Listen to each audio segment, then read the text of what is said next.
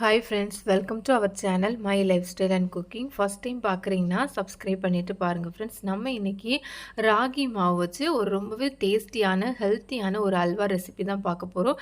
இந்த அல்வா ரொம்ப ஈஸியாக டக்குன்னு செஞ்சிடலாம். வாங்க இப்போ இதை எப்படி பண்ணலான்னு பார்க்கலாம். இப்போ ஒரு பவுல் ஒன்று எடுத்துருக்கிறேன். இதில் வந்து அரை கப் அளவு ராகி மாவு சேர்த்துக்கலாம். நீங்கள் எந்த கப்பில் வேணாலும் மெஷர்மெண்ட் எடுத்துக்கலாம். இப்போ இதில் கொஞ்சம் கொஞ்சமாக தண்ணி சேர்த்து நம்ம சப்பாத்தி மாவுக்குலாம் பிசைஞ்சு எடுப்போம்ல, அந்த மாதிரி ஸ்டேஜுக்கு பிசைஞ்சு எடுத்துக்கோங்க. இதுக்கு லைட் சுடுவ தண்ணி அந்த மாதிரிலாம் சேர்க்க வேண்டாம். நார்மலாக ரூம் டெம்பரேச்சரில் இருக்க தண்ணி சேர்த்து பிசைஞ்சு எடுத்துக்கலாம். எனக்கு பார்த்திங்கன்னா ஓவராலாக ஒரு 1/4 கப்பு ஒரு டேபிள் ஸ்பூன் தண்ணி தேவைப்பட்டிருக்கு. இந்த மாதிரி பிசைஞ்சு எடுத்துக்கலாம். இப்போ இதை மூடி வச்சு ஒரு 10 மினிட்ஸ் வச்சுக்கலாம். 10 மினிட்ஸ்க்கு அப்புறமா நான் இப்போ ஓப்பன் பண்ணியிருக்கிறேன். 1/2 கப் அளவு தண்ணி சேர்த்துக்கலாம். நம்ம எந்த கப்பில் மெஷர்மெண்ட் எடுக்கிறோமோ அதே கப் அளவுகளே மற்ற மெஷர்மெண்ட் எல்லாமே எடுத்துக்கோங்க. இப்போ தண்ணி சேர்த்ததுக்கப்புறமா நம்ம ஏற்கனவே சப்பாத்தி மாவு மாதிரி பிசைஞ்சு வச்சுருந்தோம்ல ராகி மாவு, அதை இந்த மாதிரி நல்லா மிக்ஸ் பண்ணி நல்லா இந்த மாதிரி கரைச்சி விட்டுக்கோங்க. ஒரு ஸ்பூன் நல்லா கையை வச்சு கூட நம்ம கரைச்சி எடுத்துக்கலாம். இந்த மாதிரி கரைச்சி எடுத்ததுக்கப்புறமா நம்ம இதை ஃபில்ட்ரு பண்ணி எடுத்துக்கணும். நான் இந்த மாதிரி ஒரு அரிப்பு வச்சுருக்கிறேன். அதுக்கு மேலே ஒரு காட்டன் கிளாத்தை வச்சுருக்கிறேன். வச்சு நம்ம இதை ஃபில்ட்ரு பண்ணி எடுத்துக்கலாம். நீங்கள் காட்டன் கிளாத் எதுவும் இல்லை அப்படின்னா நீங்கள் அரிக்கும் போது ஒரு 2லேருந்து ஒரு 3 நேரம் அரிப்பில் அரைச்சி கூட எடுத்துக்கலாம். இப்போ நம்ம ஏற்கனவே ராகி மாவு இந்த மாதிரி கரைச்சி வச்சுருந்தோம்ல, அதை இந்த மாதிரி நல்லா பிழிஞ்சு விட்டு இந்த துணியில் பிழிஞ்சு விட்டு அந்த பாலை மட்டும் நம்ம தனியாக எடுத்துக்கலாம். நமக்கு அந்த சக்கை வேண்டாம். அந்த பால் மட்டும்தான் நமக்கு அல்வா செய்கிறதுக்கு நமக்கு தேவைப்படும். இப்போ இது இருக்கட்டும். அடுத்ததாக ஒரு பேன் ஒரு சாஸ் பேன் ஸ்டவ்வில் வச்சுருக்கிறேன். இதில் 3/4 கப் அளவு வெல்லம் சேர்த்துக்கலாம். இப்போ இது கூடவே ஒரு 1/4 கப் அளவுக்கு தண்ணி சேர்த்துக்கலாம். தண்ணி சேர்த்ததுக்கப்புறமா நம்ம வெல்லம் எல்லாமே தண்ணியில் நல்லா கரைச்சி எடுத்துக்கலாம். இப்போ பார்த்தீங்க அப்படின்னா வெல்லம் எல்லாம் நல்லா நமக்கு கரைஞ்சிருச்சு. இப்போ ஸ்டவ் ஆஃப் பண்ணிடலாம். நான் இன்னொரு பேனில் தான் நான் இந்த மாதிரி ஃபில்ட்ரு பண்ணி ஆட் பண்ணி எடுத்துக்கிறேன். வெல்லம்லாம் சேர்த்ததுக்கப்புறமா நம்ம ஃப்ளேம் ஓரளவு மீடியம் ஃப்ளேமில் வச்சுக்கோங்க.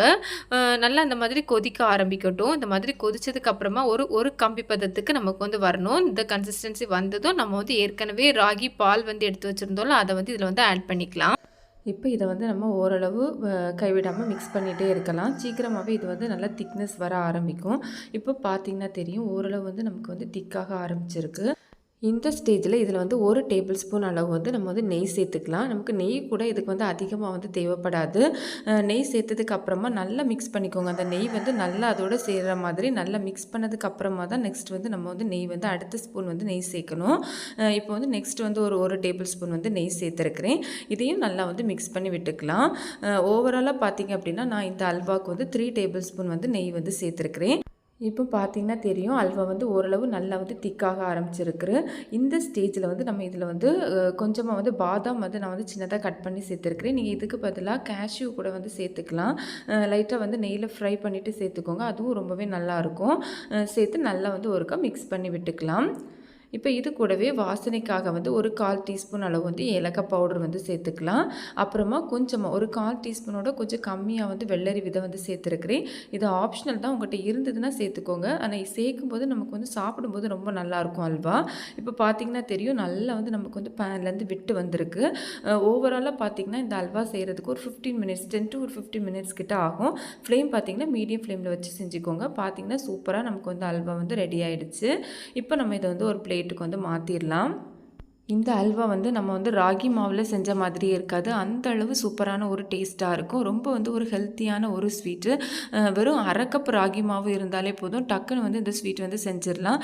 கண்டிப்பாக நீங்களும் ட்ரை பண்ணி பார்த்துட்டு உங்களுக்கு எப்படி வந்ததுன்னு கமெண்ட்ஸ் பண்ணுங்கள் ஃப்ரெண்ட்ஸ். பிடிச்சிருந்தால் லைக் பண்ணி ஷேர் பண்ணி சப்ஸ்கிரைப் பண்ணுங்கள். தேங்க்ஸ் ஃபார் வாட்சிங். பாய்.